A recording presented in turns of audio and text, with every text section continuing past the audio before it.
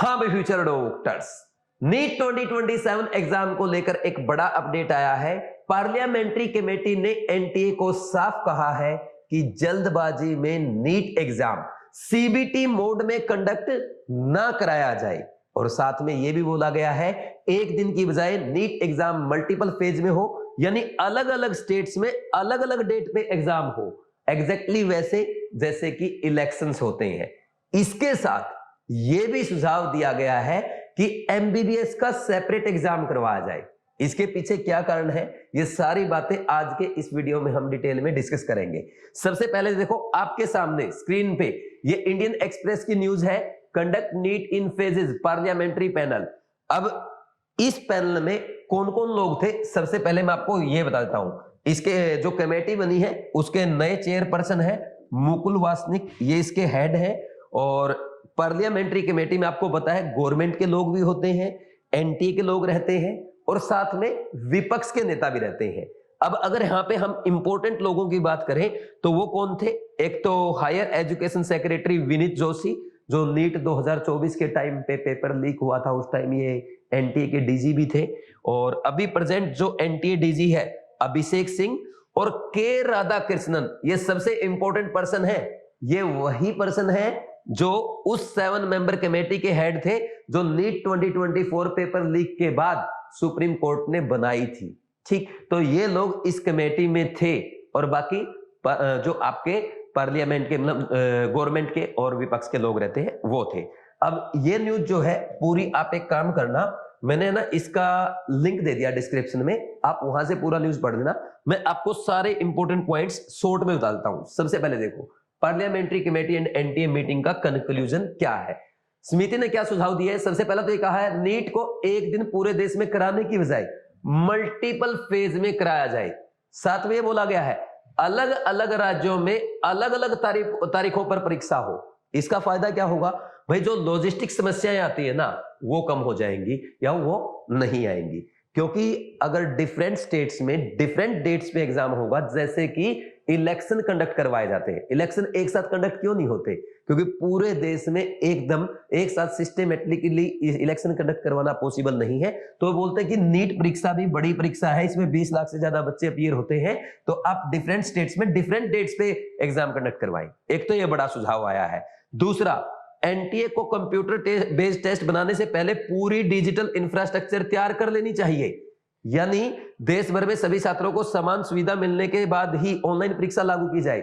जल्दबाजी में सीबीटी लागू ना किया जाए, एनटीए को साफ बोल दिया कि भाई ऐसा ना हो कि आप जल्दबाजी में सीबीटी तो सीबीटी मोड में एग्जाम कंडक्ट करा दो लेकिन सही से परीक्षा ना हो पाए, फिर नीट 2027 में भी फिर बच्चे परेशान हो जाए। अभी तक परेशान होते आए हैं, आगे ऐसा नहीं होना चाहिए। यह सुझाव पार्लियामेंट्री कमेटी ने दिया है। ठीक, फिर इसके बाद देखो अब पॉइंट ये है, क्या फिर नीट 2027 ऑनलाइन मोड में नहीं होगा। देखो एनटीए ने बोला है भाई रीनीट 2026 जो हमने एग्जाम कंडक्ट कराया है वो सफलतापूर्वक हुआ है और बिना किसी बड़ी समस्या के आयोजित किया गया है। हमने कम समय में रीनीट को अब अच्छे से कंडक्ट कराया है और क्या क्या प्रयास एनटीए ने किए हैं वो भी बताया है। यानी एनटीए ये कहना चाहती है पार्लियामेंट्री कमेटी को, आप चिंता मत करो, हम आराम से नीट 2027 एग्जाम सीबीटी मोड में कंडक्ट करवा लेंगे। तो अब बात ये, क्या सीबीटी मोड में कंडक्ट होगा या नहीं होगा। देखो आप मानो 101% नीट 2027 एग्जाम ऑनलाइन मोड में कंडक्ट होने जा रहा है, क्योंकि एनटीए पहले सुप्रीम कोर्ट को बोल चुका है। ठीक, गवर्नमेंट ने भी बोल दिया है।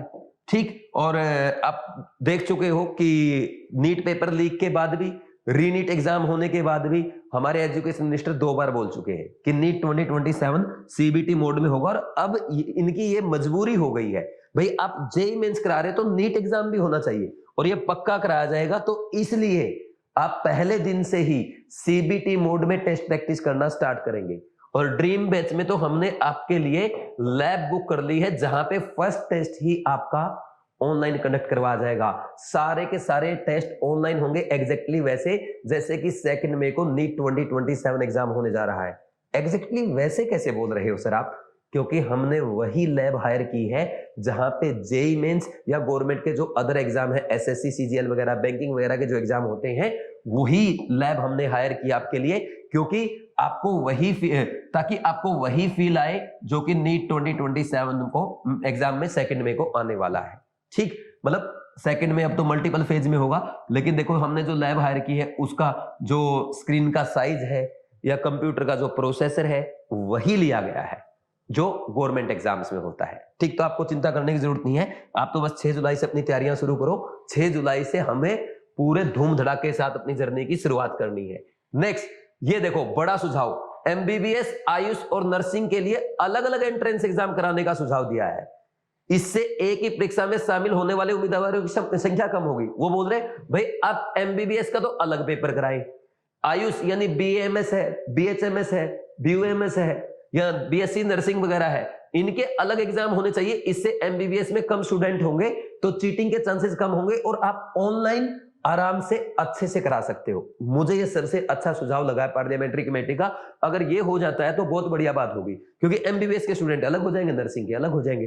अभी क्या कर रखा आपने, सबको एक साथ करके कचरा कर दिया है, क्योंकि ज्यादा स्टूडेंट होंगे तो वो एग्जाम कंडक्ट कराने में ज्यादा प्रॉब्लम्स आती है, फिर पेपर लीक की समस्याएं आती है। ठीक, अलग अलग एंट्रेंस एग्जाम के प्रस्ताव पर एनटीए ने कहा कि फिलहाल एमबीबीएस, आयुष और नर्सिंग के लिए अलग अलग परीक्षा कराना संभव नहीं है। उन्होंने मना कर दिया साहब। ठीक, क्यों?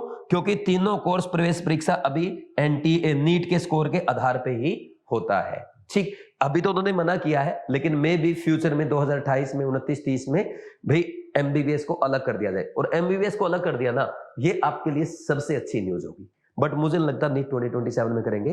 तो ये एक न्यूज आज आई थी जो मैंने आपको सुनाया। ठीक, बाकी आपको पता है भाई क्या है, 6 जुलाई से हम पूरे धूम धड़ाके के साथ नीट 2027 की जर्नी स्टार्ट करने जा रहे हैं बीवाइज क्लासेस कोटा में, ड्रीम बैच में, जहां पे आपको मिलेगी dream team, doctor Shivali ma'am biology, मैं यानी सुनीलन केमिस्ट्री और डीएन सर फिजिक्स। हम तीन ही टीचर आपको 3 सब्जेक्ट पढ़ाएंगे। क्लास में हम पढ़ाएंगे, डाउट हम बताएंगे, मेंटरिंग में आपकी मेंटरशिप भी हम करेंगे, प्रॉपर आपको गाइड करेंगे। सबसे इंपॉर्टेंट पता है क्या, पूरे कोटा में कोई भी कोचिंग सभी बच्चों के सारे टेस्ट ऑनलाइन कंडक्ट नहीं करा रही। हम आपके सभी टेस्ट, ऑल टेस्ट किस में कंडक्ट कराएंगे? ऑल टेस्ट आपके सीबीटी मोड में होंगे। पहले दिन से ही नीट 2027 की तैयारी जोरों पर होगी। तो आ जाओ, 6 जुलाई से कोटा आपका पहला क्लास स्टार्ट होने जा रहा है। और जिसको कोई प्रॉब्लम है, जिसका रजिस्ट्रेशन अभी नहीं हुआ, 734025 इस नंबर पे 250100 इस नंबर पे कॉल करके बात कर लेगा। बाकी आप डायरेक्ट ऑनलाइन भी ज्वाइन कर सकते हैं। बीवाइज क्लासेस ऐप डाउनलोड करना, साइन अप करना, कोर्सेज में जाना। वहां पे आपको 2 कोर्स दिखाई देंगे ड्रीम 2027 के, एक तो ऑनलाइन, एक ऑफलाइन। अगर आपको ऑफलाइन ज्वाइन करना है तो ड्रीम 2027 ऑफलाइन कोर्स वाले कोर्स पे क्लिक कर देना। वहां पे आपको फी नजर आएगी ओनली 12,000 और प्रोमो कोड अप्लाई कर देना नीट 2027, तो इसमें 50% डिस्काउंट हो जाएगा। 6,000 रुपए में आपका रजिस्ट्रेशन हो जाएगा। बाकी फीस आप इस नंबर पे कॉल करके जमा कर सकते हैं या कोटा आकर के भी आप अपनी पूरी फीस जमा कर सकते हैं। और जो नीट 2027 ऑनलाइन करेंगे, वो ड्रीम 2027 ऑनलाइन बैच ज्वाइन करेंगे, उसका प्रोमो कोड रहेगा डॉक्टर 27। ये प्रोमो कोड अप्लाई करते ही पेमेंट कर देना, ऑनलाइन आपका कोर्स ऐड हो जाएगा। कोई प्रॉब्लम आप इस नंबर पे कॉल करके बात कर सकते हैं। कोई पेरेंट्स, कोई बच्चा मेरे से डिस्कस करना चाहता है, वो भी इस नंबर पे कॉल करके बात कर सकता है। बाकी नीट 2027 आपके लिए गोल्डन चांस होने जा रहा है। इसमें कोई एज लिमिट नहीं लगेगी, अटेम्प्ट लिमिट नहीं लगेगी। गवर्नमेंट पूरे प्रयास कर रही है, पार्लियामेंट्री कमेटी अपना सुझाव दे रही है। तो मुझे पूरी उम्मीद है नीट 2027 अच्छे से कंडक्ट होगा और आपके फायदे के लिए होगा। तो प्लीज आप अपनी तैयारियां जोरों से शुरू कर दो, क्योंकि अब केवल 10 महीने बचे हैं। 2 महीने ऑलरेडी जा चुके हैं। बहुत सारे बच्चे अपनी प्रिपरेशन स्टार्ट कर चुके हैं। आपको डिले नहीं करना है। ठीक, thank you very much, God bless you.